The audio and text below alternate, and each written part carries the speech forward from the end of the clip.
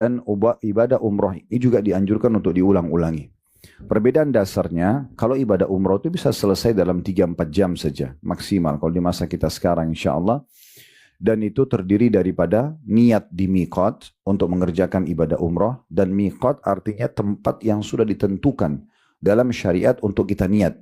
Kalau dari Indonesia, kalau Bapak Ibu menuju ke Mekah melalui kota Jeddah, maka sebelum landing di Jeddah kurang lebih setengah jam, itu akan diinformasikan kita akan melewati miqat atau tempat niat namanya Yalamlam. Itu berada di perbatasan Yaman sama Saudi. Di situ kita niat, kita mengatakan labbaik Allahumma umratan. Aku niat atau menjawab panggilanmu dengan santun ya Allah untuk mengerjakan ibadah umroh. Kemudian sebelumnya tentunya, sebelum melewati miqat, Bapak Ibu sudah harus pakai ihram juga. Jadi kalau laki-laki menggunakan 2 lembar kain yang tidak boleh berjahit dan tidak boleh ada pakaian yang lain. Tidak boleh pakai kaos dalam, celana dalam, kaos kaki, topi. Semua ini tidak dibolehkan. Ya, cuma boleh 2 lembar kain yang sudah sering tentunya dibagi atau pasti dibagikan oleh travel-travel yang Bapak Ibu gunakan jasanya. Kalau ibu-ibu menggunakan pakaian lengkap, ya, makin gelap warnanya jauh dari syuhra, pakaian yang terlihat seperti memamer warna merah misalnya, ya, makin menjauhi warna-warna seperti itu maka makin aman dari sisi ibadahnya. Menggunakan baju warna hitam, warna coklat tua, ya, yang warna-warna ini maka jauh lebih aman. Karena dia jauh dari pakaian syuhra, juga menjauhi pakaian-pakaian ketat. Serta bagi yang menggunakan cadar, itu dianjurkan untuk membuka cadarnya dan kaos tangannya di saat sudah niat untuk ihram dan haji. Selepas itu baru dia pakai kembali. Ini kemudian dilanjutkan dengan tawaf setelahnya di Baitullah 7 kali putaran, sebagaimana sudah tidak asing tentunya bagi yang sering mengerjakan. Kemudian selanjutnya sa'i antara Safa dan Marwah. Nanti semua akan kita sebutkan keutamaan, ada hadis-hadis mulia dalam bab ini tentang keutamaan yang Bapak Ibu dapatkan. Kemudian terakhir tahallul, mencukur rambut. Itu ibadah umroh. Jadi cuma terangkiannya adalah niat, pakai ihram, tawaf, sa'i, dan juga tahallul. Kalau ibadah haji dikerjakan selama 6 hari. Tanggal 8 Zulhijjah sampai 13 Zulhijjah. 6 hari. 8 Zulhijjah dan 13 Zulhijjah, hari pertama dan hari terakhirnya hukumnya sunnah. Hukumnya sunnah. Boleh Bapak Ibu hadir, boleh tidak. Tetapi kami selalu sarankan siapapun yang Allah amanahkan travel atau dia jamaah yang akan berangkat, usahakan melaksanakan sunnahnya juga. Karena sayang, sudah keluarin biaya besar, sudah lowongin waktu, ya, energi, kemudian tidak maksimal, hanya karena alasan itu kan cuma sunnah. Rangkaian ibadah ini, Bapak Ibu sekalian saya jelaskan, tanggal 8 Zulhijjah namanya Hari Tarwiyah. Hari Tarwiyah. Seluruh jemaah haji disunnahkan pakai ihram dari kamar hotel masing-masing. Kalau penduduk Mekah dari rumahnya saja. Kemudian mereka pakai ihram seperti waktu mau umroh tadi, contohnya. Kemudian mereka membaca labbaik Allahumma hajjan. Aku menjawab panggilanmu ya Allah dengan santun untuk melaksanakan ibadah haji. Nah, kemudian mulailah menuju ke Mina. Masuk sebelum duhur di Mina. Lalu kemudian sholat duhur di waktu duhur 2 rakaat. Sholat asar di waktu asar 2 rakaat. Jadi tidak dijamak tapi dikasar. Tapi dipangkas. Sholat maghrib di waktu maghrib 3 rakaat. Sholat isya di waktu isya 2 rakaat. Lalu kita menginap, tidur di tenda, di kemah di sana. Sambil memperbanyak doa, zikir, membaca Al-Quran. Mungkin kalau travel mengadakan pengajian, mendengarkan. Ya. Intinya amal-amal saleh. Besoknya tanggal 9 masuk hari wajibnya haji. Bahkan rukun haji. Yaitu hari Arafah. Hari Arafah. Mulai kita masuk wukuf di Arafah. Atau kita berdiam diri di Arafah. Dari mulai waktu menjelang duhur sampai terbenam matahari. Dan Bapak Ibu tidak boleh keluar sebelum terbenam matahari. Kata Nabi SAW, Al-Hajju Arafah. Haji itu Arafah. Nah bagi yang belum masuk tanggal 8 ke Mina. Karena tanggal 8 hukumnya sunnah. Tanggal 9 mereka wajib untuk masuk ke Mina, masuk ke Arafah. Dan pemerintah Saudi sudah menyiapkan fasilitas ambulans bagi jemaah haji yang sakit selama belum datang ajalnya, diihramkan dan dibawa ke Arafah. Supaya dia tetap terhitung melaksanakan ibadah haji. Yang penting dia wukuf di situ atau dia berada di lokasi Arafah itu. Di sini kita sholat duhur, asar, jamak, qasar, takdim. Ya. Digabung antara duhur sama asar, di qasar 2 rakaat, duhur 2 rakaat, asar 2 rakaat, dan ditakdim dimajikan di waktu duhur. Lalu kemudian kita memperbanyak ibadah di saat itu tentunya. Dan kata Nabi SAW, tidak ada hari yang lebih banyak Allah membebaskan hambanya dari api neraka dibandingkan hari Arafah. Maka situ kita perbanyak doa, terutama selepas asar sampai terbenam matahari. Disebutkan dalam riwayat yang sahih di Arafah, Nabi SAW selepas asar, keluar dari kemahnya, turun dari untahnya, kemudian beliau mengangkat tangannya sampai putih ketiaknya kelihatan. Dan beliau terus berdoa sampai terbenam matahari. Jadi di Arafah, saya sarankan Bapak Ibu sekalian, dan di tempat-tempat yang mulia ini seperti Minah juga sebelumnya, boleh kita makan, boleh minum, tapi jangan berlebihan. Karena ada banyak jemaah haji kita tersibukkan karena fasilitas makan dan minum banyak, hanya makan dan minum dan obrol kosong saja. Sementara ini saatnya orang berzikir dan beribadah. Boleh mengobrol, boleh makan dan minum, tapi jangan berlebihan. Istirahat pun kalau dibutuhkan tidur, iya. Tapi kita menggunakan porsi-porsi yang tepat. Apalagi di Arafah. Arafah ini luar biasa. Hari yang betul-betul puncaknya, kita dibersihkan dosa-dosa seperti baru dilahirkan oleh ibu sendiri. Dan setelah terbenam matahari, kita dianjurkan menuju ke Muzdalifah. Ini masih tanggal 9, tepatnya malam lebaran. Lokasi Muzdalifah, itu sunnahnya, ini hukumnya sunnah, menjamak maghrib dan isya, tapi jamak takhir, diterlambatkan. Jadi maghrib 3 rakaat, isya 2 rakaat, tapi di waktu isya. Nabi SAW kerjakan di Muzdalifah, kemudian beliau nginap tidur di Muzdalifah, karena seharian sudah ibadah di Arafah. Di Muzdalifah justru sunnahnya tidur dan istirahat. Nabi SAW istirahat sampai azan subuh. Selepas sholat subuh hari raya Idul Adha, beliau menuju ke Jumrah Aqabah. Tanggal 10 Zulhijjah beliau melontar. Dan ini tentu di manasik. Haji dan umrah saya yakin akan dijelaskan. Cuma karena kita masuk di kitab haji, maka saya merasa punya kewajiban menjelaskan juga. Maka pada saat itu, Bapak Ibu bisa menuju ke Mina untuk Jumrah. Sampai sini saya ulangi dulu kembali. Ada yang perlu saya tambahkan karena ada pendapat ulama yang lain, yaitu tentang sholat maghrib isya di Arafah. Di Muzdalifah. Tadi kan saya bilang maghrib isya di jamak takhir di Muzdalifah. Tapi kalau kasusnya adalah Bapak Ibu sedang berada di Arafah dan ternyata busnya terlambat sampai akhirnya mendekati pertengahan malam, jam 11, jam 12 malam, karena jutaan jemaah haji. Dan kemungkinan kita juga tidak dapat tempat di Muzdalifah karena padatnya, maka boleh sholat maghrib isya di Arafah. Tetapi tetap ditakhir, tetap ditunggu sampai waktu isya baru kita sholat maghrib isya. Di kemah kita saja. Ini pernah kami lalui masa ini karena busnya terlambat. Akhirnya sudah menjelang jam 12 malam, belum juga keluar dari Arafah. Harusnya kita sudah ke Muzdalifah, maka kami sholat maghrib isya jamak takhir di Arafah dulu. Kemudian kita tetap ke Muzdalifah. Sisi yang lain juga, Muzdalifah ini afdalnya kita menginap sampai subuh. Tetapi kalau tidak, ada kaum wanita, ada anak-anak, ada orang tua, maka boleh meninggalkan Muzdalifah kalau sudah lewat pertengahan malam. Jam 1, jam 2, jam 3 malam, boleh meninggalkan Arafah. Muzdalifah, boleh meninggalkan Muzdalifah. Ini tambahan informasi. Baik, kita masuk ke subuh Idul Adha.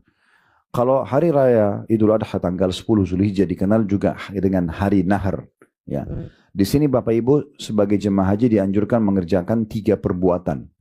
Ya. Tentu kita sudah tidak sholat Idul Adha lagi. Ya.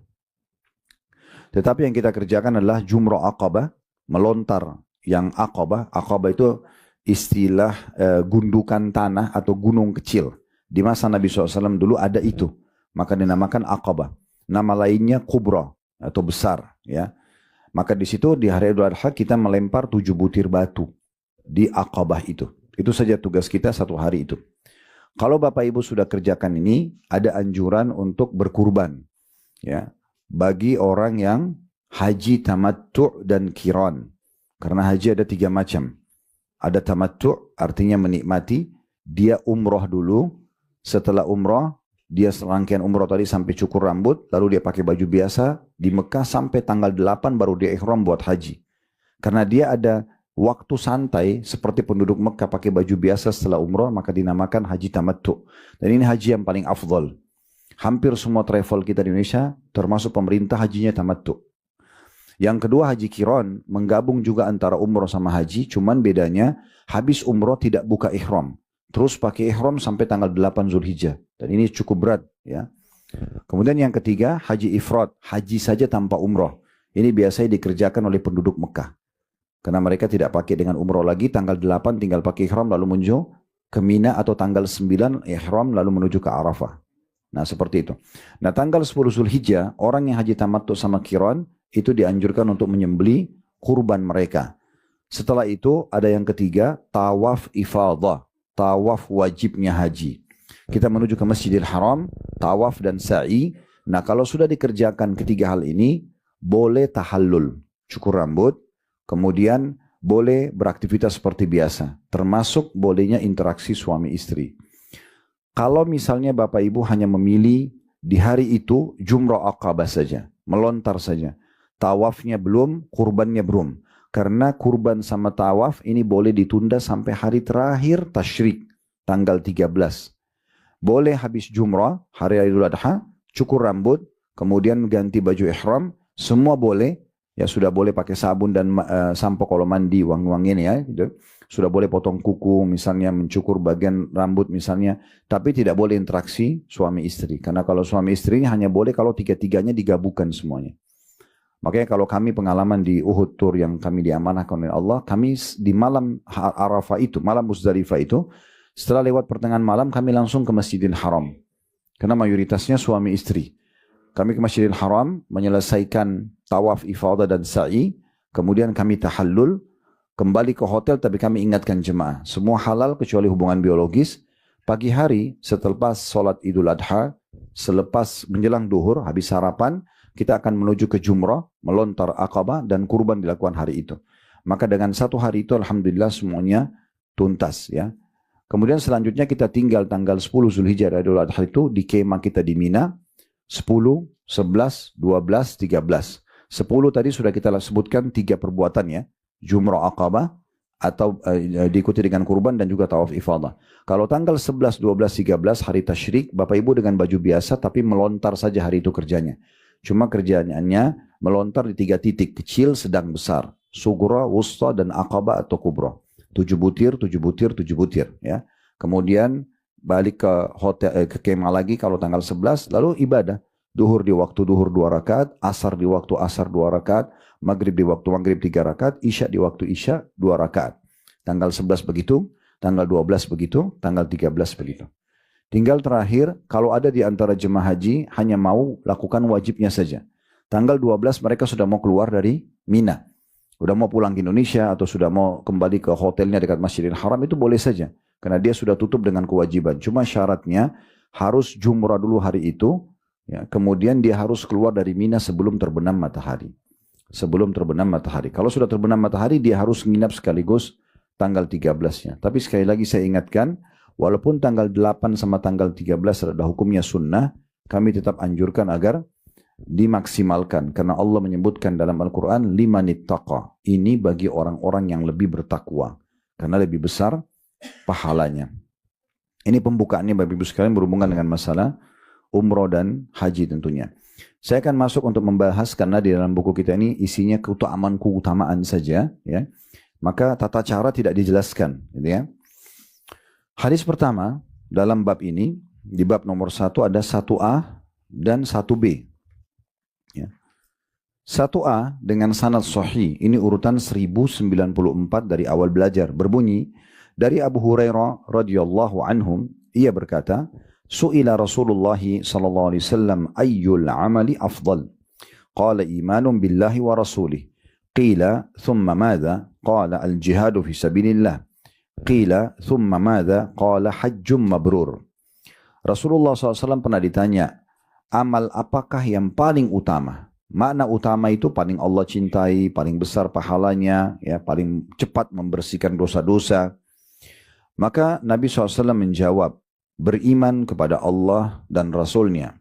Lalu ditanyakan kepada beliau sekali lagi, kemudian apa setelah itu? Kata Nabi SAW, berjihad di jalan Allah.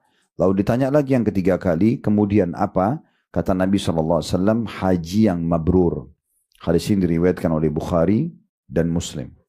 Di bawah situ kalau Bapak Ibu pegang bukunya ada tertulis al-mabrur, titik 2, ada yang mengatakan bahwasanya artinya kalau haji mabrur, haji yang tidak ada perbuatan maksiat padanya. Itu baru dikatakan mabrur. Tapi kalau mau lebih lengkap, makna mabrur adalah haji yang mengikuti syarat dan rukun-rukun Sehingga tata caranya sesuai dengan Nabi SAW, sebagaimana Nabi bersabda, khudhu anni manasikakum, ambillah manasik kalian dari aku. Semua tata cara rangkaian umrah haji harus diikuti Nabi SAW, kemudian diikuti dengan sibuk dengan amal saleh dan meninggalkan dosa-dosa. Maka itu baru dinamakan haji yang mabrur. Baik, seperti biasa, kita akan coba ambil faedah dulu dari hadis. Faedah yang pertama adalah kedudukan Abu Hurairah radhiyallahu anhu. Karena Abu Hurairah yang telah menyampaikan kepada kita hadis ini. Dan sudah sering kita sampaikan dari 2 jilid sebelumnya. Dan akan terus kami ingatkan ke depan sampai selesai kitab kita ini. 6 jilid kurang lebih. InsyaAllah, maka setiap ada sahabat atau tabi'in, generasi yang datang setelah sahabat, mereka yang menyampaikan kepada kita kronologis hadis, maka kita sebutkan itu sebagai keutamaan sendiri buat beliau. Maka faedah pertama dari hadis keutamaan Abu Hurairah, karena beliau mengatakan telah ditanyakan kepada Nabi SAW begini, telah ditanyakan seperti ini. Jadi sampai kepada kita melalui beliau. Yang kedua, bolehnya seseorang bertanya di dalam sebuah majelis ilmu asal niatnya ikhlas karena Allah, ya, bukan hanya untuk pamer, untuk dibilang pintar dan segala macam, dan tujuannya memang untuk mendapatkan ilmu. Serta kedua, bagaimana dia menanyakan sesuatu yang paling besar. Jadi jangan hanya nanya sesuatu yang kecil, apa yang kira-kira yang paling besar pahalanya ditanyakan. Sebagaimana ditanyakan kepada Nabi SAW ini, ayyul amali afdal. Amal apa yang paling afdal? Berarti penanya di sini sebenarnya, kalau kita fahami dari lafaz pertanyaan dia sudah mengamalkan Islam, cuman dia ingin amal yang paling besar. Nah, insya Allah kita di sini sudah tidak asing dengan sholat 5 waktu dan ibadah-ibadah umumnya. Maka kita tinggal menanyakan kira-kira ada nggak amal yang lebih afdal lagi, yang lebih baik, atau yang apa yang harus saya jaga. Nah, seperti itu. Pelajaran ketiga, kedudukan beriman kepada Allah Subhanahu wa taala dan Rasulnya. Betul-betul memenuhi hati kita dengan keyakinan tidak ada Tuhan yang berhak disembah kecuali Allah. Hidup kita dan mati kita hanya dan karena Allah Subhanahu wa taala. Apa yang Allah perintahkan kita kerjakan, apa yang dilarang dijauhi. Begitu juga yang diajarkan oleh Nabi SAW. Maka ini amal yang paling afdal. Sibuk dengan apapun yang Allah perintahkan dan meninggalkan apa yang Allah larang. Nah, itu yang dimaksud dengan iman kepada Allah dan juga Rasulnya. Ya, jadi dari seorang muslim dan muslim itu harus dari amal saleh ke amal saleh yang lain. Dan sudah saya sebutkan itu hari sebuah kaidah dasar. Kalau Bapak Ibu sibukkan diri dengan amal saleh begini, maka otomatis dosa akan terjauhi. Dosa itu kan terbuka karena kita tidak isi dengan amal saleh. Adanya waktu lowong, banyak waktu yang dibuang-buang. Nah, itu terbuka pintu maksiat. Tapi kalau kita sibuk dengan amal saleh, dari zikir ke zikir, dari zikir ke doa, dari sholat ke sholat yang lainnya, dari puasa ke puasa yang lain, ini terus sedekah-sedekah yang lain, ilmu ke ilmu yang lain, maka pasti kita akan tersibukkan. Dan akhirnya tidak ada waktu untuk melakukan pelanggaran-pelanggaran. Kemudian faedah yang keempat dari hadis adalah kedudukan jihad di jalan Allah Subhanahu wa taala. InsyaAllah nanti selepas kitab haji ada kitab jihad. Sama kita akan sebutkan ratusan hadis insyaAllah tentang keutamaan keutamaan jihad itu sendiri, sebagaimana juga keutamaan haji yang sedang kita bahas, ya. Tetapi ini adalah ibadah yang sangat mulia dan harusnya setiap muslim tidak berhenti untuk membahas dan juga mempelajari tentang jihad. Tidak usah khawatir nanti dianggap garis keras hanya karena kita membahas masalah jihad. Justru harus kita jelaskan jihad yang sebenarnya. Gitu. Dan sudah sering kami sampaikan dalam majelis kami, tidak benar orang yang menisbatkan diri pada jihad dengan bom bunuh diri misalnya, mengganggu ketentraman, itu semua tidak benar. Seperti pernah terjadi di negara kita. Semoga Allah tidak ulangi lagi, ya tidak izinkan itu terulang lagi. Bom hotel, bom orang-orang kafir, itu semua tidak pernah ada dalam syariat Islam. Ya kan gitu. Yang benar adalah kalau terjadi peperangan, kita lagi bertemu dengan musuh, di saat itu kita boleh membunuh mereka. Tapi itu pun membunuh dengan cara-cara yang diajarkan oleh Nabi SAW. Nanti kan kita jelaskan insyaAllah di kitab jihad tentang adab-adabnya. Ya. Tidak boleh membunuh wanita, tidak boleh bunuh anak-anak, tidak boleh bunuh orang tua, tidak boleh berkhianat, tidak boleh ingkar janji. Ya, semua itu orang kalau sudah menyerah gak boleh dibunuh. Gak ada mutilasi, gak boleh membakar. Gitu kan. Tidak boleh mengambil harta rampasan perang tanpa izin panglima perang, dikumpulkan dulu dan segala macam adab-adab yang ada di situ. Kemudian yang terakhir, yang faedah kelima ya, yang bisa diambil dari hadis, yaitu kedudukan haji. Ini yang jadi bahasan kita, yaitu haji yang mabrur. Datang setelah iman kepada Allah, jihad di jalan Allah, maka haji yang mabrur. Nah, haji yang mabrur ini tadi saya bilang yang mengikuti syarat dan rukun serta sibuk dengan amal saleh. Jadi mulai Bapak Ibu menginjakkan kaki di pesawat sampai pulang itu amal saleh aja terus. Gak ada waktu untuk melakukan hal-hal yang kosong. Jangankan haram, yang makruh aja nggak dikerjakan. Jadi sibuk dengan itu. Dan itu setelah kita lulus nanti dan lolos dari sekolah haji, kita terapkan setelah pulang dari haji. Jadi haji itu adalah sekolah pelatihan mirip dengan Ramadan. Tapi haji lebih dahsyat lagi karena depan mata kita orang semua lagi mengerjakan ibadah, ya. Dan memang seperti orang-orang yang dipilih saja. Kalau Ramadan semua orang bisa lakukan. Kalau haji tidak semua orang. Seperti Allah pilih kita untuk bisa hadir di sana. Itu panggilan dari Allah. Nanti akan ada hadisnya. Kalau orang haji dan umrah itu adalah para tamu-tamu Allah atau panggilan Allah subhanahu wa ta'ala. Nah, salah satu yang menyempurnakan haji mabrur, ini yang jarang disentuhkan kepada jemaah haji kita. Disebutkan di hadis nomor 1b-nya. Dengan sanad hasan, ya. Disebutkan dalam hadis Jabir radhiyallahu anhu, diriwayatkan secara marfu, maksudnya sampai kepada Nabi Muhammad sallallahu alaihi wasallam, inna birral haji it'amut ta'am wa tayyibul kalam. Sesungguhnya haji yang mabrur adalah memberikan makanan dan bertutur kata yang baik. Jadi maksudnya di saat Bapak Ibu sedang haji, jangan pernah berhenti untuk membagi-bagi makanan, ya. Ikut program-program sosial yang ada di Mekah. Hampir setiap kali kami bimbing umrah atau haji, sering kami live kan. Jadi walaupun teman-teman yang tidak gabung dengan travel kami dari travel lain bisa tahu di mana kantong-kantong bersedekah di Mekah itu. Ada yayasan-yayasan sosial, ya, di Tower Zamzam, di Tower Jam itu di lantai 1, itu ada banyak sekali counter-counter. Orang kalau nggak paham bahasa Arab mungkin nggak tahu, karena dia tulis pakai bahasa Arab. Ini yayasan tahfidz Quran, ini yayasan membagi air minum di Masjidil Haram, buka puasa, bagi Quran dan segala macam. Itu sering saya tunjukkan jemaah, ini ya, Bapak Ibu sekali lagi nanti kalau berangkat, walaupun tidak mengenai travel kami, jangan lupa kegiatan ini. Juga di daerah situ antara Tower Zamzam, Tower Jam itu dengan Hotel Hilton lama, itu ada satu restoran yang sering kami rekomendasikan karena orangnya Masya Allah tulus sekali saya yang punya itu. Namanya Halwani dia. Jadi saya sering bawa jemaah, baru saya sampaikan ini Bapak Ibu bisa datang setiap saat beli paket makanan. Dari 3 real, 5 real, sampai 8 real, sampai ada yang 10 real. 10 real itu kurang lebih makanan, nasi, ayam, sama dikasih jus atau air. Kita tinggal pilih, saya mau 10 bungkus, 20 bungkus, langsung dibagikan ke orang yang lula-lalang di pelataran Masjidil Haram. Nah, itu akan sangat besar sekali pahalanya. Nah, begitu juga di yayasan-yayasan sosial ini ada yang menawarkan kalau kita pesan misalnya, saya mau dibagikan makanan nanti di Arafah ya, saya mau dibagikan makanan pada saat di Mina atau selama haji. Ya, tahun lalu kami sempat menyewa bahkan seperti satu kontainer gabungan dari dana-dana jemaah, akhirnya kami juga ajak jemaah untuk ikut membagikan langsung satu paket. Semua jemaah haji yang lalang dari Afrika, dari mana-mana, di depan hotel kami ikut membagikan pada saat itu. Nah, itu bisa, tapi dengan syarat kita bekerja sama dengan yayasan-yayasan sosial di sana yang punya izin resmi, karena tidak semua yayasan bisa membagi-bagikan seperti itu. Mereka harus punya izin resmi. Nah, biasanya kalau Bapak Ibu lagi di Arafah atau di Mina, kalau lagi keluar di jalan itu banyak sekali kontainer-kontainer besar.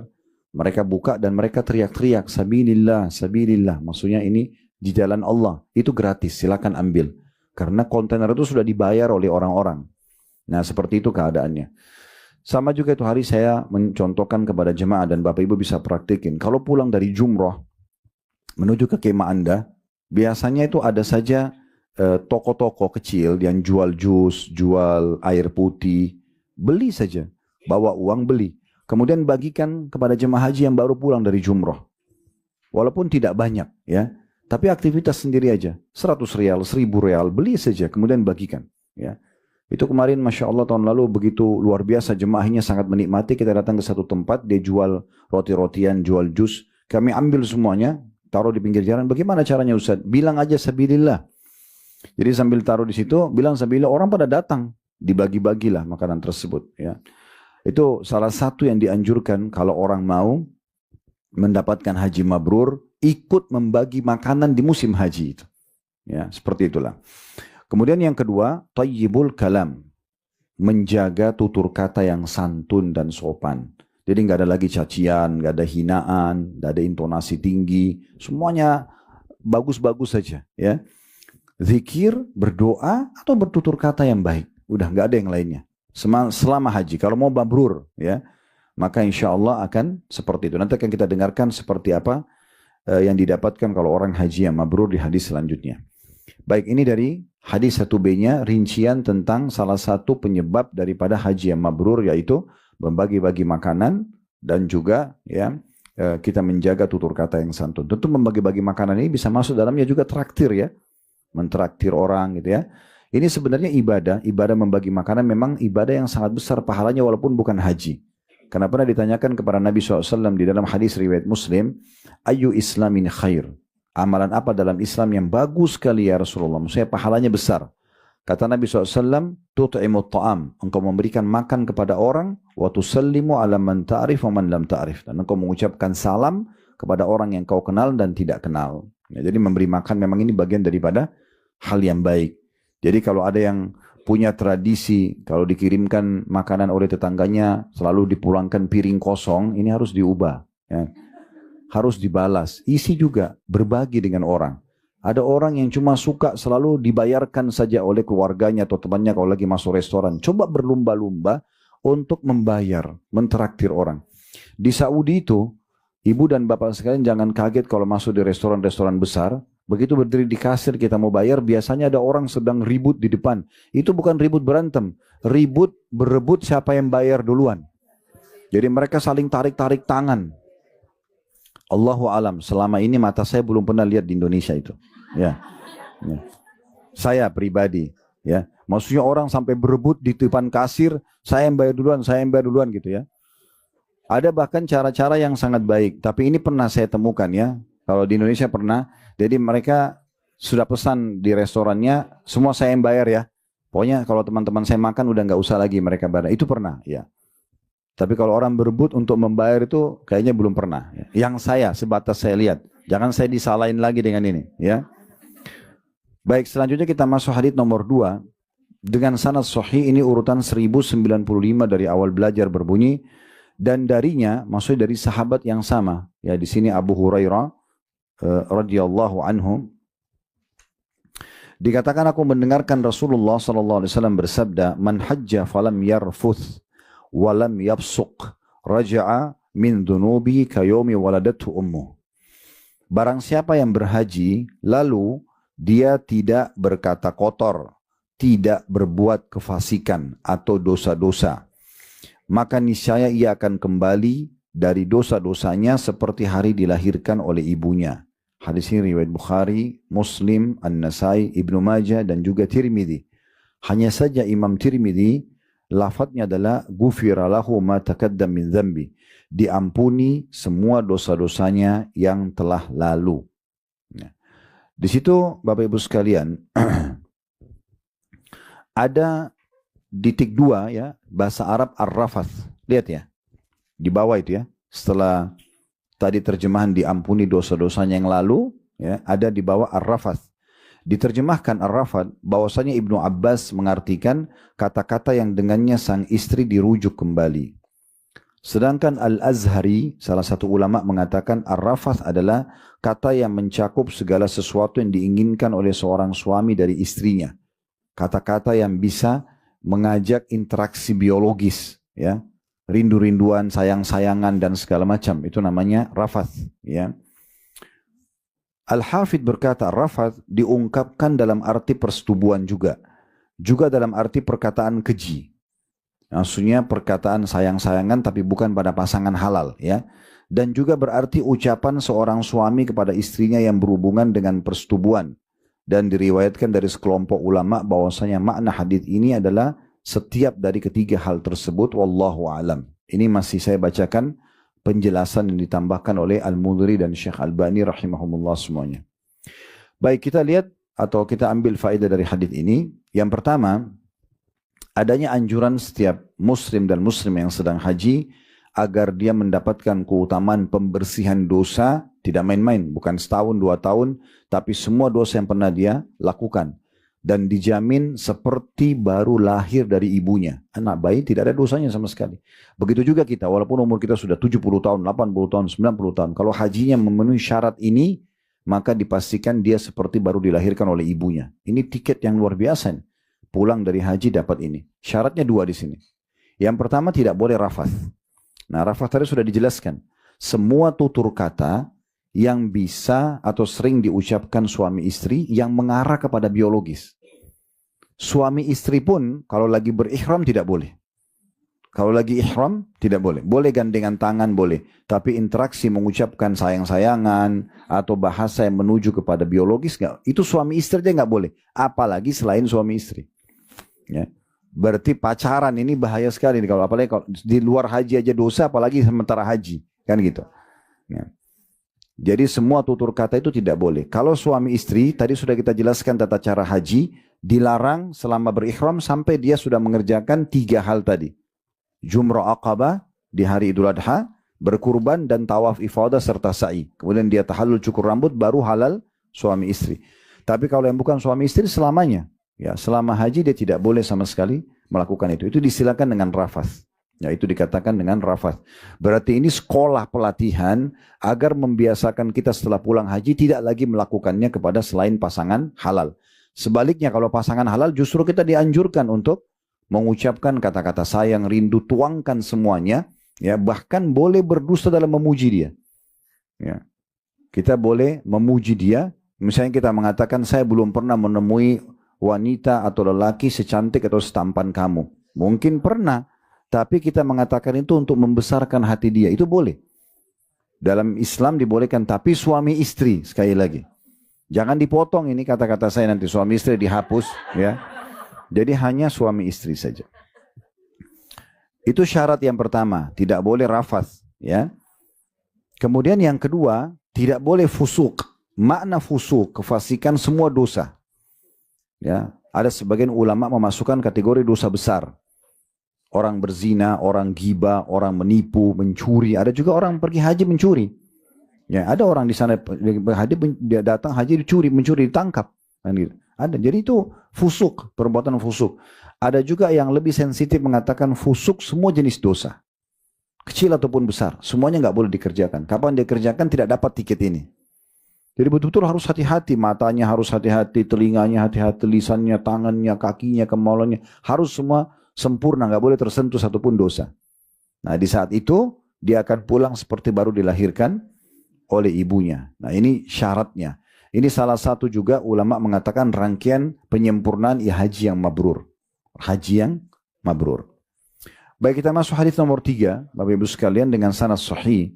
Ini urutan 1096 dari awal belajar berbunyi. Dan darinya, maksudnya masih sama dari Abu Hurairah radhiyallahu anhu. Bahwasanya Rasulullah SAW bersabda. Al-umratu ila al-umrati kafaratun lima bainahuma. Wal hajjul mabruru laysa lahu jaza'un illa al-jannah.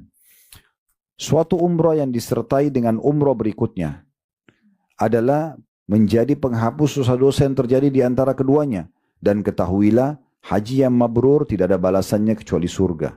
Hadis ini diriwayatkan oleh Imam Malik, Bukhari, Muslim, Tirmidzi, An-Nasai dan juga Ibnu Majah. Hadis ini Bapak Ibu sekalian memberikan faedah yang pertama kepada kita tentang adanya keutamaan umrah dan adanya anjuran mengulang-ulangi umrah.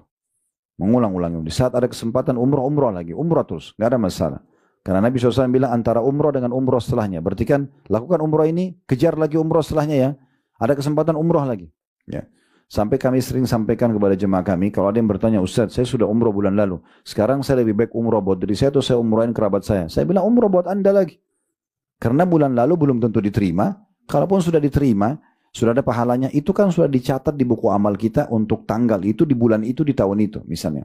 Sekarang Allah kasih lagi kesempatan yang harus mengerjakan kita, bukan orang lain. Karena kita yang lagi diberikan kesempatan. Kalau ada kelebihan rezeki, kita berangkat, ada lebih rezeki, kita umrohkan orang lain, oke. Ikut sama kita, tapi kita tetap pergi. Kecuali kedua orang tua. Ada pengecualian. Kalau orang tua kita berbeda, karena ada bab bakti pada orang tua. Kalau saya misalnya sudah umroh bulan lalu, daripada saya umroh lagi, saya orang tua saja deh yang umroh. Nah itu nggak ada masalah. Dan memang biaya kita, hanya anggaran kita cuma cukup antara kita atau orang tua kita yang berangkat. Nah itulah. Tapi kalau bisa kita gabung aja. Nanti akan kita jelaskan ya. Kalau ada yang mengatakan, tapi kan itu biayanya besar Ustaz. Ada jawabannya nanti di hadis setelah ini. Bagaimana umroh dan haji itu betul-betul akan menghilangkan kemiskinan dan kesusahan hidup, bahkan menjadi penyebab kaya. Apalagi kalau sudah membiayai orang tuanya, membiayai kerabatnya, itu luar biasa pintu rezekinya. Kita sudah nikmati ibadah itu, kita dapat pahala kita dapat pahala dia, sedekah yang kita keluarin sebesar apapun akan diganti oleh Allah. Lalu apa yang membuat orang ragu untuk itu? Baik, kita masuk di sini. Jadi faedah yang pertama adalah adanya anjuran untuk mengulang-ulangi ibadah umrah. Ya, tidak usah peduli dengan perkataan orang. Ustadz, ada kerabat saya mengatakan, masa kau bolak-balik umrah terus, lebih baik bantu orang miskin. Loh, bantu orang miskin juga iya, tapi umrah juga iya. Ya, kecuali Nabi tidak suruh kita ulang-ulangi. Nabi cuma bilang, umrah yang pernah dikerjakan sekali seumur hidup akan membersihkan dosa. Tidak ada anjuran mengulangi. Ini kan tidak. Umrah ke umrah setelahnya. Dan Nabi SAW juga mengajarkan sahabat, dan sahabat mempraktikkan itu. Ummahatil mu'minin umrah berulang-ulang. Di masa hidup Nabi dan setelah Nabi SAW meninggal. Aisyah berapa kali umroh setelah Nabi SAW meninggal. Kan gitu. Jadi memang ada anjuran untuk itu. Kemudian yang kedua, balasan haji yang mabrur. Ini tambahannya ya. Kalau tadi ada pembersihan dosa seperti baru dilahirkan oleh ibu. Ya, ini tambahnya balasannya adalah surga. Kalau Bapak Ibu betul-betul bisa menjaga. Tidak ada rafath, tidak ada fusuk. Kemudian betul-betul ikhlas karena Allah, pendapatan yang dipakai bayar haji itu rezeki halal, ya, maka insya Allah dapat tiket VIP ke surga. Nah itu, pulang itu sudah bawa tiket, ya. Dan di sini sebagian ulama mengatakan kalau orang betul-betul niatnya ikhlas karena Allah, dia jaga supaya dia haji mabrur, ini setelah pulang tiket surga itu bukan hanya sekedar dikasih dapat surga, ya, tapi Allah akan jaga dia supaya jangan dia keluar dari tiket itu. Nanti dia akan terjaga, kalau dia ikhlas, dia akan terjaga, dia tidak akan melakukan lagi perbuatan-perbuatan yang salah itu. Nah, ini kurang lebih makna atau faedah dari hadis nomor 3. Kita masuk hadis nomor 4. Hadis dengan sanad sahih urutan 1097 dari awal belajar berbunyi dari Ibnu Shimasa. Ia berkata, aku menjenguk Amr bin As radhiyallahu anhu saat menjelang kematiannya. Dan Amr bin As menangis lama sekali dan berkata, فلما جعل الله الإسلام في قلبي أتيت النبي صلى الله عليه وسلم فقلت يا رسول الله أبسط يمينك لأبايعك أو لأبايعك فبسط يده فقبضت يدي فقال ما لك يا عمرو قال أردت أن أشترط قال تشترط ماذا قال أن يكفر لي قال أما علمت يا عمرو أن الإسلام يهدم ما كان قبله وأن الهجرة تهدم ما كان قبلها وأن الحج يهدم ما كان قبله. Setelah Allah subhanahu wa ta'ala menancapkan iman di dalam hatiku. Ini kata seorang sahabat bernama Amr bin As radhiyallahu anhu. Beliau pada saat itu lagi sakit keras dan beliau sudah mau wafat, terus beliau menangis. Lalu kemudian ditanya oleh orang di sekitar dia, kenapa anda menangis? Lalu dia ceritakan kenapa dia menangis. Perlu Bapak Ibu tahu, Amr bin As ini dulu musuh Islam, ya. Dia sangat memusuhi Islam dan dia termasuk utusan orang-orang Quraisy ke negeri Ethiopia untuk menjemput sahabat 83 orang dibawa kembali ke Mekah untuk disiksa. Tapi subhanallah justru di negeri Ethiopia itu dia dapat hidayah. Karena An-Najasyi, rajanya Ethiopia, itu yang terkenal kuat dan punya kedudukan besar di masa itu, masuk Islam. Ya, masuk Islam, maka dia pun masuk Islam. Maka di akhir hidupnya dia mengatakan, setelah Allah menancapkan iman di dalam hatiku, maksudnya setelah aku masuk Islam, maka aku pun datang kepada Nabi SAW. Di sini maksudnya menancapkan Islam, sudah mau masuk Islam, ya, belum syahadat. Dia ceritakan bagaimana dia syahadat. Dia bilang setelah Allah menancapkan Islam dalam hatiku, maksudnya sudah mantap untuk masuk Islam, maka aku pun datang kepada Nabi SAW lalu aku berkata, ya Rasulullah, ulurkan tangan kananmu karena aku akan berbaiat kepadamu. Maksudnya aku mau masuk Islam. Ya, salaman dengan Nabi. Maka Nabi pun mengulurkan tangannya, kemudian aku menggenggam tanganku. Jadi begitu Nabi ulurkan tangan, Amr bin As genggam tangannya. Gak jadi salaman sama Nabi. Kemudian beliau bersabda, kenapa kamu wahai Amr? Maksudnya kenapa kamu gak jadi salaman dengan aku? Maka Amr berkata, aku ingin mengajukan syarat. Maka kata Nabi SAW, apa yang kamu syaratkan? Maksudnya saya mau syahadat tapi ada syaratku ya Rasulullah. Amr mengatakan, agar dosa-dosaku diampuni. Kenapa Amr bilang begini? Karena memang sebelum Islam dia sangat membenci Islam, ya. Maka dia takut dosa-dosanya itu nanti, kalaupun dia sudah masuk Islam, ini masih dibawa, bisa dihukum gitu. Dia belum tahu kalau Islam akan menghapuskan kesalahan sebelumnya, taubat bisa membersihkan, itu dia belum tahu. Maka kata Nabi SAW, tidakkah kamu telah mengetahui ya Amr, atau tidakkah kamu mengetahui wahai Amr, bahwasanya Islam itu, begitu orang non-muslim masuk Islam, itu akan menghapus dosa-dosa sebelumnya, dan sesungguhnya hijrah juga, pindah dari negara kafir ke negara Islam Itu juga sama, menghapuskan dosa-dosa sebelumnya. Dan haji pun menghapuskan dosa-dosa sebelumnya. Walaupun saksi bahasan kita adalah masalah haji, tapi karena hadis ini satu rangkaian maka dibahas semuanya. Hadis ini diriwayatkan Ibnu Khuzaimah dalam Sahihnya, demikian secara singkat. Dan Imam Muslim dan lainnya meriwayatkan lebih panjang. Baik, seperti biasa kita ambil faedah dari hadis dulu. Faedah pertama dari hadis ini, Bapak Ibu sekalian, kedudukan Amr bin As radhiyallahu anhu, di mana beliau menceritakan tentang hadis ini dan juga terjadi pada dirinya sendiri. Ya.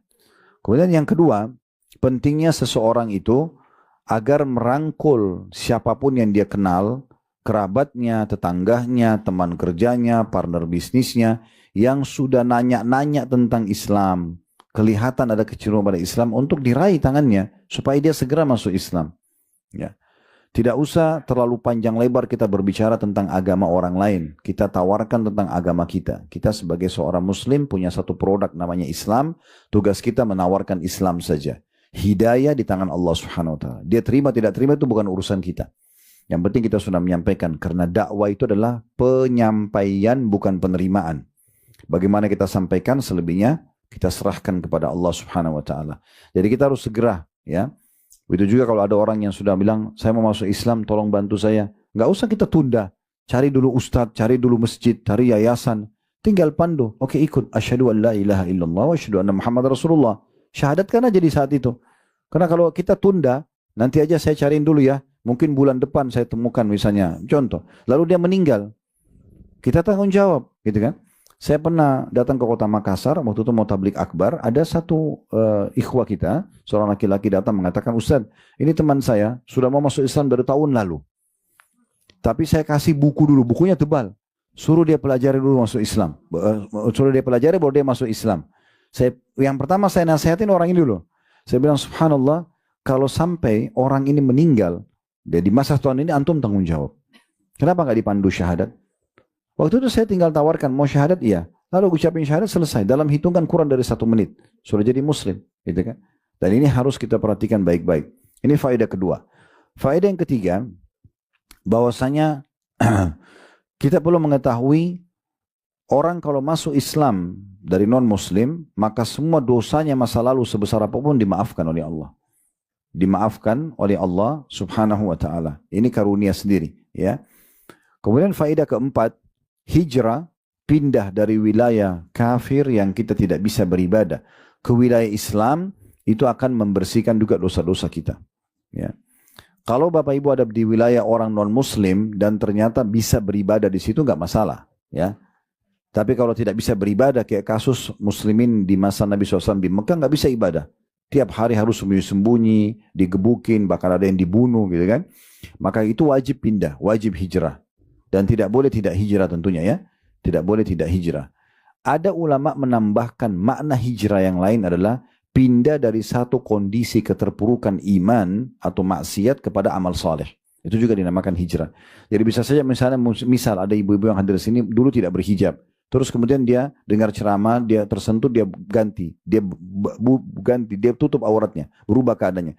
Dia mengatakan saya sudah hijrah. Itu benar. Bahasa hijrah itu juga benar. Ya. Tetapi hijrah yang besar itu adalah hijrah dari wilayah non-muslim yang tidak bisa ibadah ke wilayah kaum muslimin. Yang terakhir, yang kelima adalah, ini jadi saksi bahasan kita.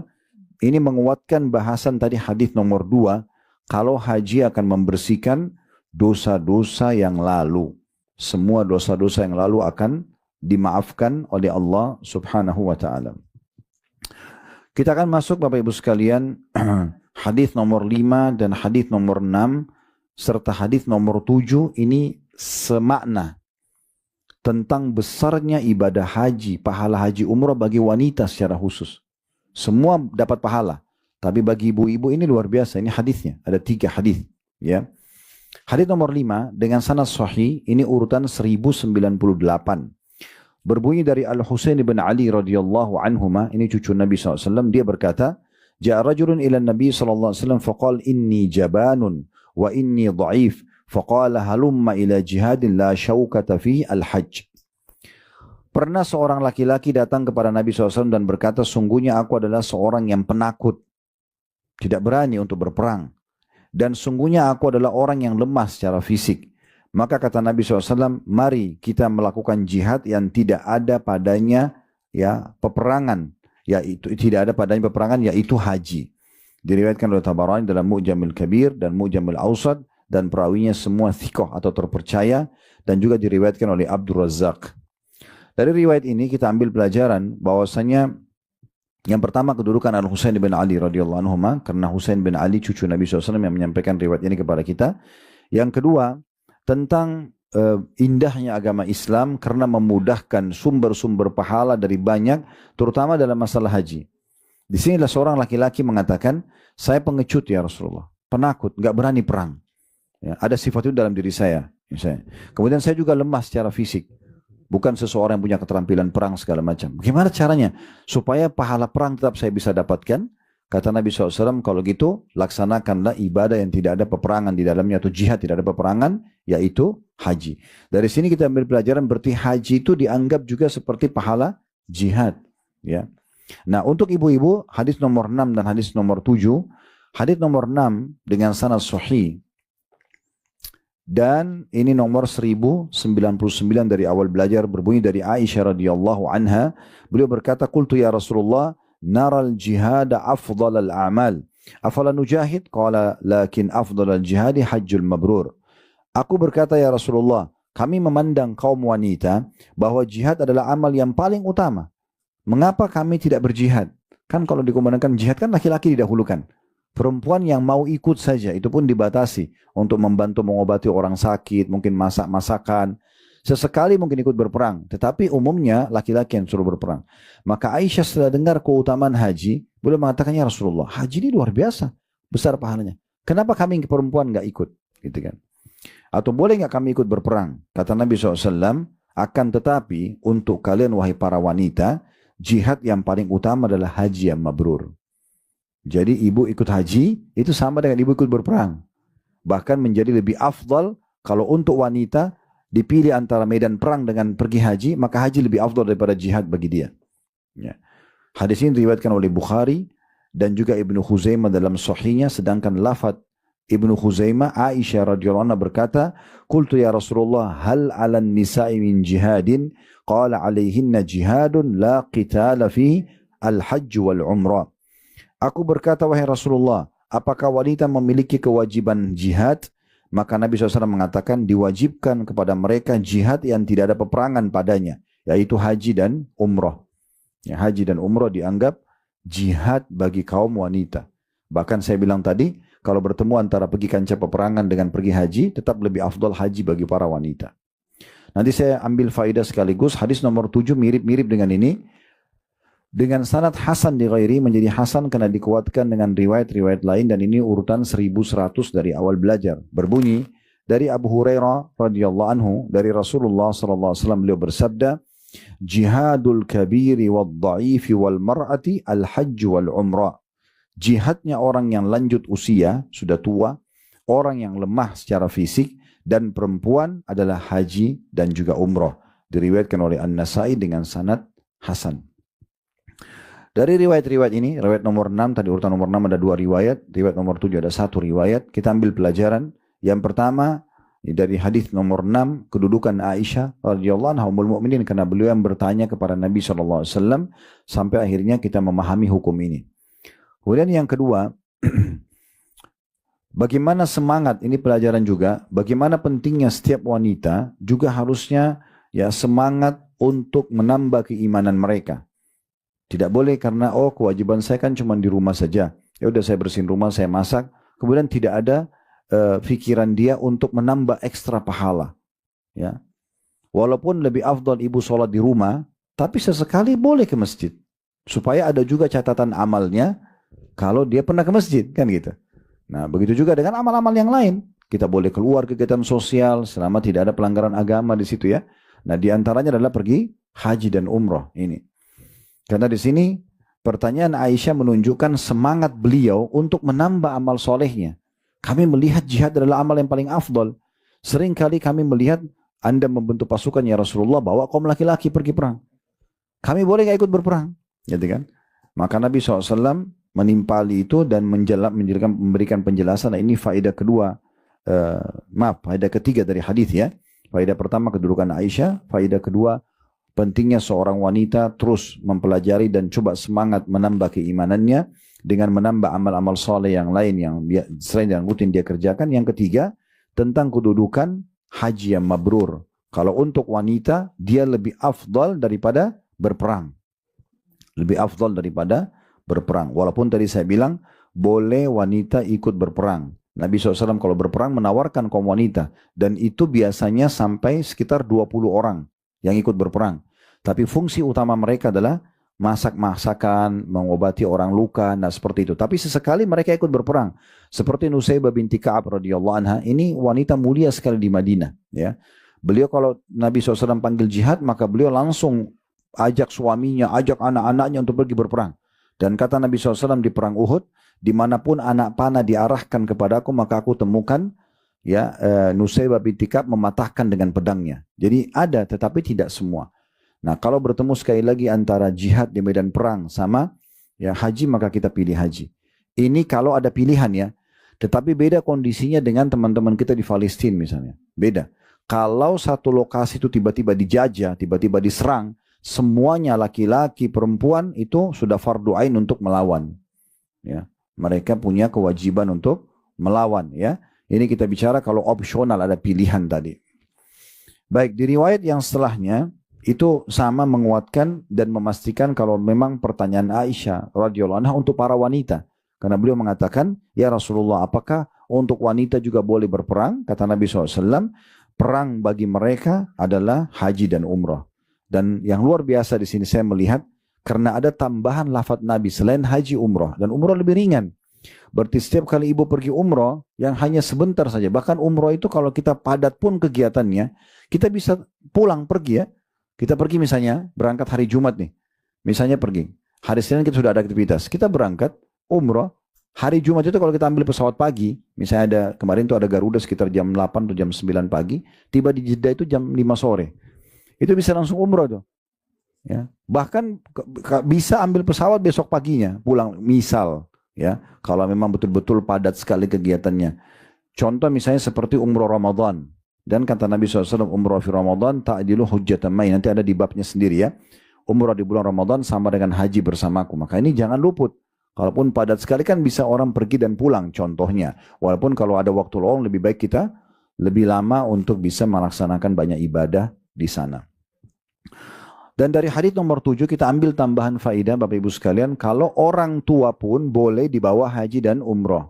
Ya, walaupun sebenarnya ulama mengatakan bagi orang yang sudah punya kekuatan fisik di masa muda itu tidak boleh dia menunda kalau dia bisa.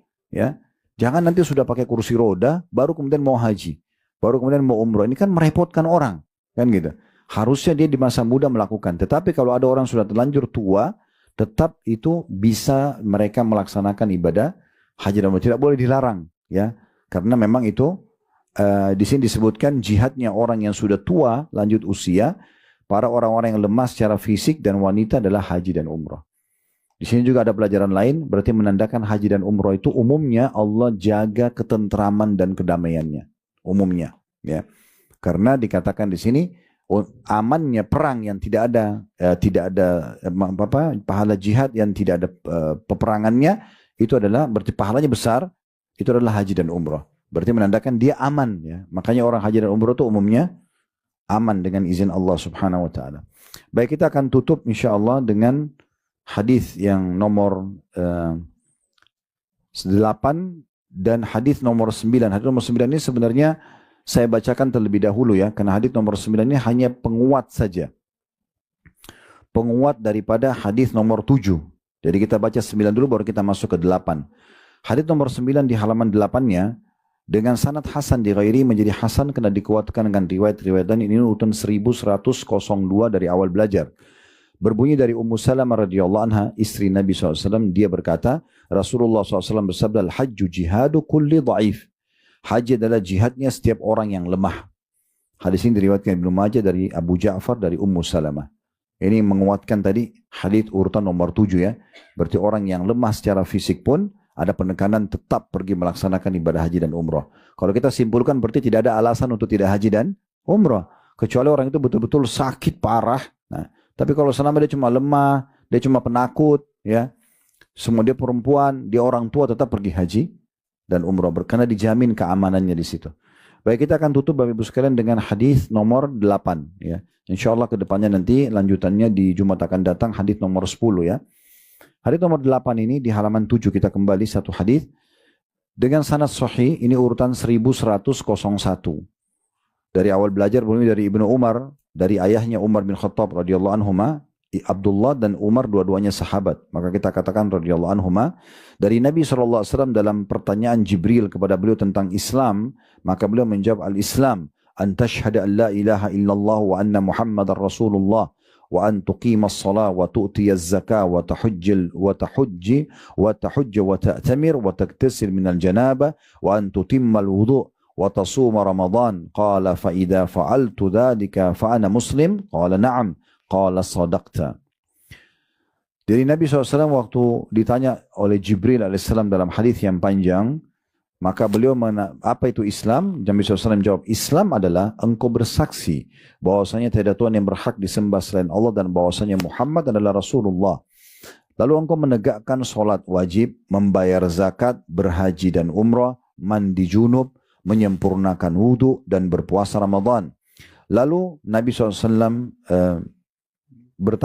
Jibril bertanya, apakah kalau aku melakukan itu aku sudah terhitung sebagai seorang muslim? Kata Nabi SAW, iya. Maka Jibril mengatakan, engkau benar. Ini diriwayatkan Ibnu Khuzaimah dalam Sahih dan juga disebutkan di dalam As-Sahihain, maksudnya Bukhari dan Muslim, dan lain-lain dengan lafaz yang berbeda. Disebutkan dalam kitab Tahara di bab 7 nomor 1. Ini pernah kita jelaskan di jilid 1 ya. Sudah disebutkan dahulu dalam kitab As-Salah dan Az-Zakah. Dalam kitab Salat dan Zakat, ini jilid 1, jilid 2 dulu ya. Hadis-hadis yang cukup banyak yang menunjukkan keutamaan haji dan anjuran melakukannya serta penekanan tentang kewajiban melakukannya. Kami tidak akan mengulanginya karena ini sangat atau itu sangat banyak. Maka siapa saja yang ingin mengetahui maka silakan merujuk kepadanya. Baik, kita langsung masuk kepada faedah hadis ini. Yang pertama, penjelasan tentang masalah Islam itu sendiri secara definisi. Kalau terincikan dengan ini semuanya. Walaupun kita tahunya Islam itu berisikan dengan 2 kalimat syahadat, sholat 5 waktu, zakat, haji, puasa Ramadan dan haji.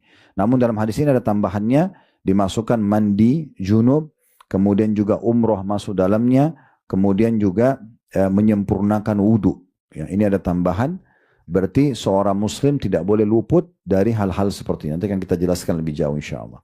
Jadi ini makna, faedah pertama makna hadis ya, yang didefinisikan oleh Nabi SAW. Kemudian yang kedua, kedudukan 2 kalimat syahadat. Bagaimana 2 kalimat syahadat ini adalah harusnya menjadi simbol setiap muslim dalam kehidupan mereka. Dan dari situlah berlandaskan semua kehidupan mereka. Bersaksi tidak Tuhan yang berhak disembah kecuali Allah. Sehingga tidak pernah memohon, tidak pernah menangis, maksudnya tidak pernah mencintai dan membenci kecuali karena dan untuk Allah Subhanahu wa taala, dan juga mengikuti semua kehidupan Nabi SAW. Suka atau tidak suka, maka dia menciplak hidup Nabi. Itu makna syahadat. Kemudian yang ketiga, kedudukan orang mendirikan sholat. Sudah kita jelaskan ini di kitab khusus, kitab sholat waktu itu ya. Panjang lebar, intinya Bapak Ibu harus perhatikan 3 hal dalam sholat wajib ya, 5 waktu itu. Tepat waktu, itu yang pertama. Azan, sholat, gak ada aktivitas lain. Berhentikan semua. Itu tepat waktu namanya. Maka ditanya dalam hadis Bukhari, amal apa yang paling afdal dari Rasulullah? Beliau mengatakan, sholat pada waktunya. Jadi beda. Orang yang masbuk 1 rakaat saja dengan orang yang awal takbiratul ihram imam, yang mengikuti takbiratul ihram imam, itu tetap lebih afdal yang takbiratul ihram imam ya. Saya Bapak Ibu sholat berjamaah, tapi Bapak Ibu datang, imam sudah ruku, Allahu Akbar. Kita ikut ruku. Tetap yang ikut dari awal lebih besar pahalanya. Dan apalagi orang yang tidak ikut berjamaah, apalagi orang yang sholat sudah di akhir waktu, maka itu beda. Jadi tepat waktu. Yang kedua, dia harus tepat gerakan. Betul-betul gerakannya harus penuh dengan tumaknina, ketenangan dan sesuai yang Nabi SAW ajarkan. Ini sudah kita pernah praktikin di waktu bab sholat ya. Kemudian yang ketiga, itu adalah tepat bacaan. Ya, harus sesuai dengan yang diajarkan Nabi SAW. Dan harus Bapak Ibu prioritaskan sholat wajib daripada sholat sunnah. Jangan sholat tahajud iya, tapi kebablasan tidur subuhnya lewat. Ini dapat ikan teri, ikan pausnya lewat. Ya. Jadi harusnya difahami, sholat wajib harus yang diprioritaskan. Kemudian faedah yang keempat adalah wajibnya mengeluarkan zakat bagi orang yang mampu. Ini dengan dua syarat, haul 1 tahun, misalnya Ramadan ke Ramadan, dan nisab minimal kadar harta yang diinvestasikan dan ditabung 85 gram emas. Kalau bertahan selama 12 bulan, di akhirnya nanti dikeluarkan 2,5%. Faedah kelima, ini adalah jadi saksi bahasan kita tentang pentingnya seorang muslim peduli dengan ibadah haji dan umrohnya. Jadi kalau yang dibahas haji, umroh masuk. Ya. Kalau dibahas umroh, itu juga masuk dalam bahasan haji. Karena ini kayak satu rangkaian, satu kesatuan. Ya. Faedah yang keenam, pentingnya seorang muslim peduli dengan mandi junubnya.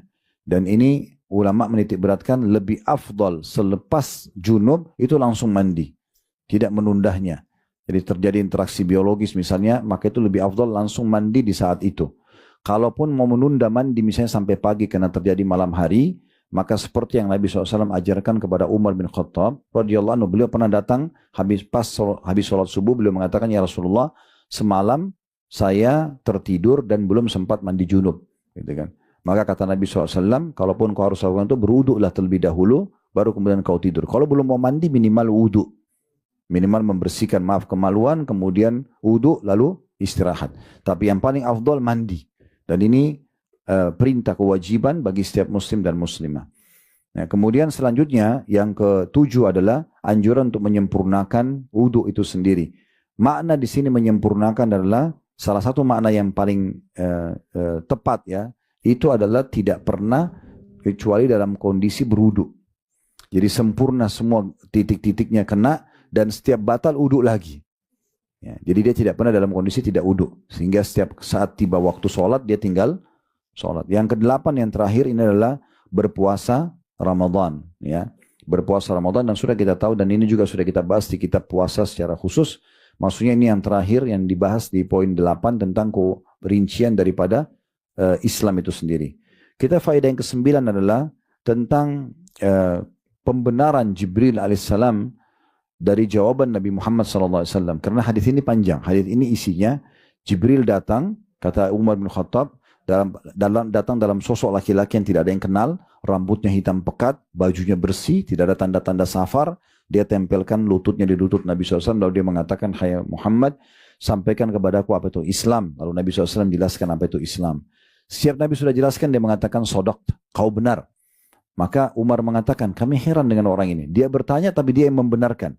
Lalu dia tanya lagi, apa itu iman? Nabi SAW jelaskan ke 6 rukun iman. Setelah jelaskan, Jibril mengatakan, kamu benar. Kemudian setelah itu ditanya lagi, apa itu ihsan? Lalu Nabi SAW jelaskan, orang ini juga mengatakan, kau benar. Terus begitu sampai akhir hadis. Hadis cukup panjang. Setelah orang itu pergi, kata Nabi SAW kepada Umar, hai Umar, apa kau tahu siapa tadi orang itu? Umar mengatakan, tidak ya Rasulullah. Kata Nabi SAW, itu adalah Jibril datang mengajarkan kalian agama kalian. Jadi memang Jibril datang kadang-kadang dalam wujud manusia tapi tidak ada yang kenal. Kadang-kadang beliau menjelma menjadi Dihyal Kalbi. Dihyal Kalbi. Dihyal Kalbi ini seorang sahabat yang sangat tampan dan sangat dermawan, sangat soleh. Nah Jibril kalau datang kadang-kadang menjelma jadi dia. Ya. Nah kemudian juga kadang-kadang Jibril datang dalam